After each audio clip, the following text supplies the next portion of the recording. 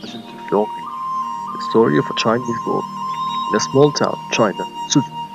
A poor but a happy family of small boys, the Mikes lived, and because they were about to fall from the steepy land they lived on, by the age of 4, their family moved with their child, Yungi, to Sialkot, a small town in Pakistan, where the most talented bowls in the world were born, in search for a better living and a better kicking.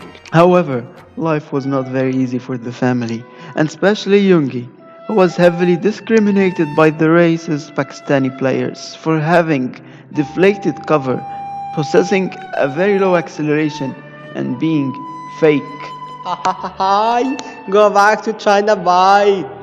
Hey, Kim, what a nice print you have on your body. It reminds me of my great grandfather's Kim Jong Il. Yungi was a failure in life. He wished that one day he would be sold internationally like the other bowls in town. Is that him? Newton! Newton! Oh, my dear, why do you look so depressed?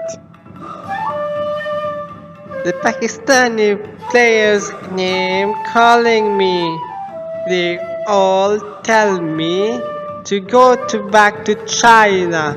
I'll tell you a secret, nobody wants to kick me. Nobody wants to kick you? Why?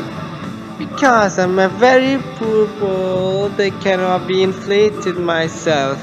But that's not the problem. I don't care about what people's opinion. I just want to kick me. Nowadays, the outer appearance is what matters. Besides, it seems that you know nothing about my 3 laws for success, or formally, the 3 laws of motion. Laws of success? What are those? And then Newton went on and explained his 3 laws to Yongi. The first law stated that an object at rest stays at rest, and an object in motion stays at motion with the same speed and in the same direction, unless acted upon by a uniform force. Then he went on and explained his second law, the acceleration of an object, that net force is directly proportional to the magnitude of the net force, in the same direction as the net force, and inversely proportional to the mass of the object. Finally, he mentioned the final law, in which every action there is an equal and opposite reaction. I don't get the third law. It is the law of glory. You will get it by time, but nothing would work perfectly unless you did a makeover. I don't have money. I will lend you the money. Yungi thanked Newton and parted with him and never seen him again. After the meeting with Newton, Yungi went to one of the gas stations to do the makeover, and finally, it's not a deflated bowl anymore. So much later that the old operator got tired of waiting and they had to hire a new one. Yungi became one of the most famous balls in the world because of its light mass, which allowed it to have the highest acceleration that anyone had ever seen, and therefore it was chosen to be the official match ball for the FIFA World Cup Finals. يعطي كورة راس راس يضرب كورة فردي جول جول جول جول جول جول جول جول جول جولاتسو جولاتسو جولاتسو historic fantastic fantastic fantastic. Yungi did not become successful just because it got inflated. The main reason for its success was the laws of Newton.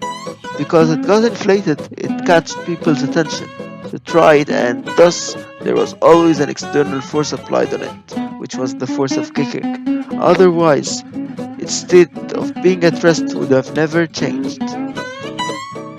Furthermore, the secret behind its great acceleration was because of its slight mass, and since the acceleration is inversely related to mass, it became easier for it to be kicked.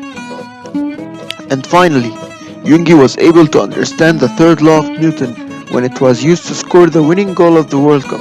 The reaction to the action force, which was the one applied by the player, was the force of friction between the ball and the net, which made it stop in the end due to zero net force.